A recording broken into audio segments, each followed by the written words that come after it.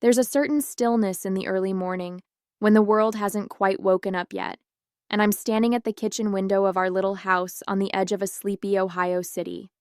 The sky is a bruised shade of gray, mirroring the heaviness in my chest. I'm Andrea, 26 years old, and I've been building a life here with my husband Mark for 3 years now.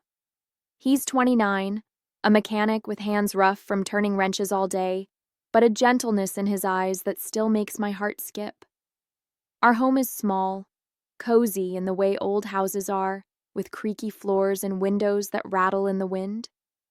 We've always wanted the simple things: kids running around, a home we own outright, maybe a scruffy dog to complete the picture. But dreams have a way of slipping through your fingers when reality tightens its grip. Lately, money's been a noose around our necks. I work part-time as a barista, juggling online classes to become a graphic designer, hoping for a better future. Mark's shop has been quiet, too quiet, and even with him picking up extra shifts, we're drowning. We owe $4,000 on the house, a debt that feels like a storm cloud hanging over every moment. It's in the way we don't talk about it, the way I dodge the subject when he comes home exhausted, the way I've started buying the cheapest groceries, stretching every dollar until it snaps. The tension seeps into the walls of this place, making even the quiet moments feel heavy. I see it in Mark's shoulders, hunched from more than just long hours, and I feel it in the way my own hands tremble when I balance the checkbook, knowing we're always one unexpected bill away from breaking. That morning, as I stood by the window with a lukewarm cup of coffee in my hand, Mark shuffled into the kitchen behind me, his boots scuffed against the linoleum, and I could feel his hesitation before he even spoke.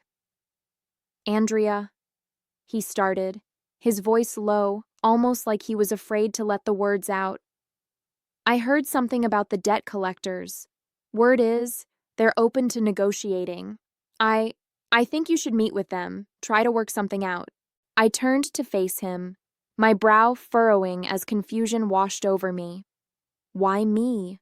Why not him? He's the one who usually handles the tough conversations, the one who stares down problems with that quiet strength of his. But as I looked into his eyes, I saw something else. Discomfort, maybe even shame. His fingers fidgeted with the edge of his worn flannel shirt, and he couldn't quite meet my gaze. It hit me then that he felt like he'd failed us, like he couldn't face them himself. My heart ached for him, and despite the knot in my stomach, I nodded. "Okay, Mark, I'll do it. We'll figure this out together." I told myself it would be simple: plead our case, maybe set up a payment plan. How hard could it be? He let out a shaky breath, relief flickering across his face, and reached into his pocket. "Here," he said, handing me a scrap of paper with a phone number scrawled on it in his messy handwriting. "Call this. Set something up." So here I am, standing on the cracked pavement outside this run-down office building downtown, the kind of place that looks like it's been forgotten by time. The neon sign above the door flickers weakly, buzzing like a dying insect, spelling out half a word I can't even make sense of. The air reeks of stale cigarette smoke, clinging to everything, mixing with the damp, musty smell of decay from the building itself. I tug at the hem of my cheap sweater, feeling the frayed edges under my fingers, my jeans too thin for the chill creeping into my bones. I'm out of my depth before I even step inside, but I think of Mark back home, counting on me, and I force my feet to move. The door creaks as I push it open, and the dim light inside does little to make the place feel any less oppressive. The hallway is narrow, the walls stained with who knows what, and the linoleum floor sticks to my sneakers with every step. I find the office number from the scrap of paper Mark gave me and knock, my heart hammering so loud I'm sure they can hear it through the door. A gruff voice barks, "Come in," and I swallow hard before turning the knob. Inside, I'm met by 3 pairs of eyes that size me up like I'm prey. Tony's the one in charge, no question.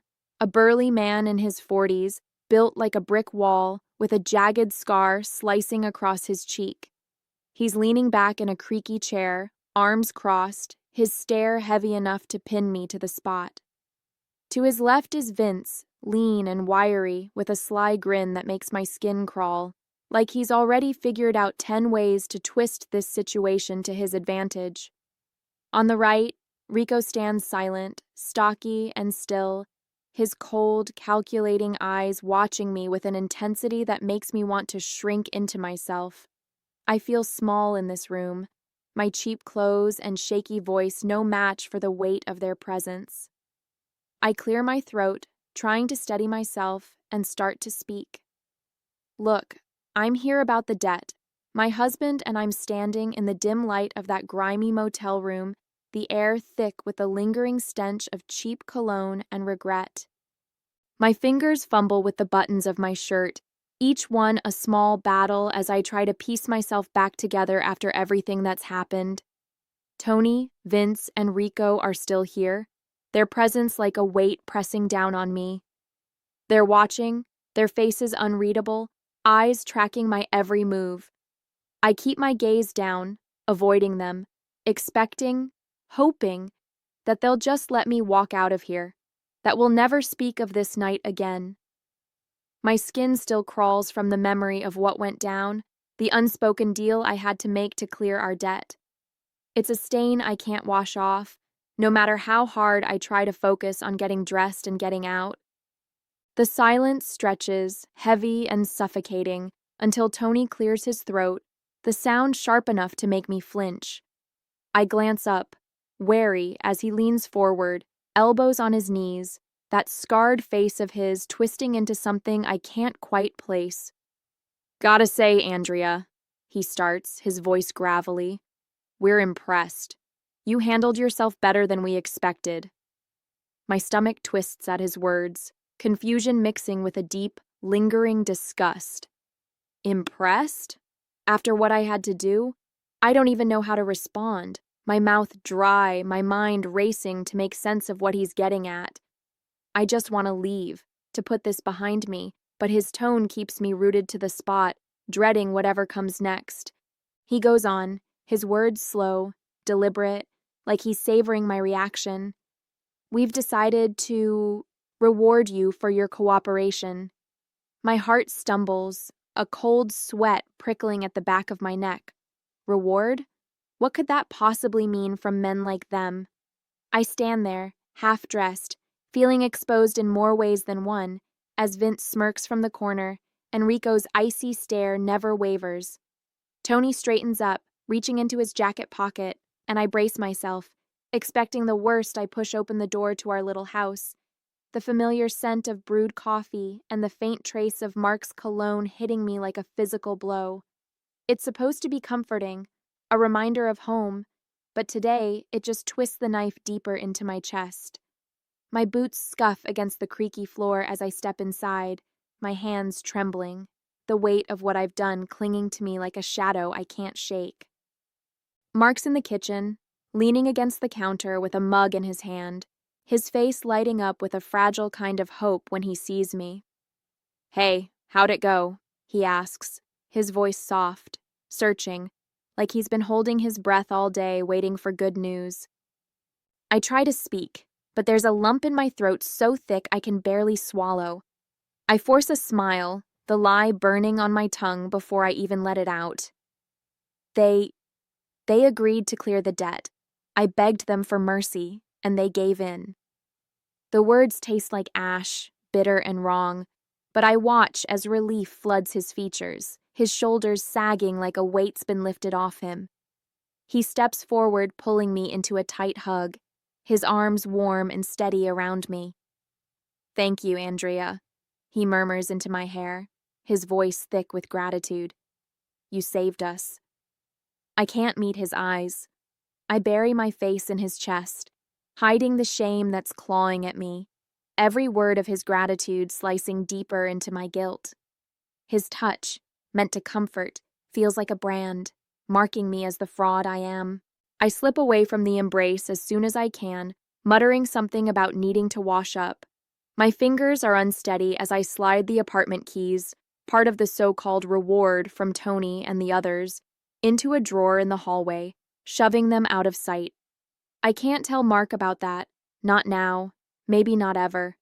But the secret festers inside me, a poison I can't purge. Over the next few days, it spreads, tainting everything. I'm not myself anymore. It's been a week since I shattered everything with the truth, and the silence in our little house is heavier than ever. Mark and I have barely exchanged more than a few words. He's taken to sleeping on the couch, the space between us a chasm filled with unspoken hurt. I see it in the way he avoids my eyes, the way he lingers in doorways like he's not sure he belongs here anymore.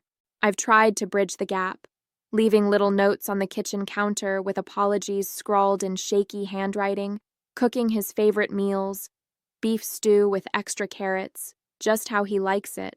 But he barely touches the food, barely acknowledges the effort. He's lost in his own thoughts, wrestling with the betrayal I laid bare, and I can't blame him for the distance. I did this. I broke us. I'm sitting at the kitchen table this morning, staring at the drawer where I hid those apartment keys, the so-called reward for the choices I made. I can't keep ignoring it. I need to see if it's even real, if this place exists, or if it's just another cruel trick. So, I grab my coat, the keys cold against my palm, and head out to the car.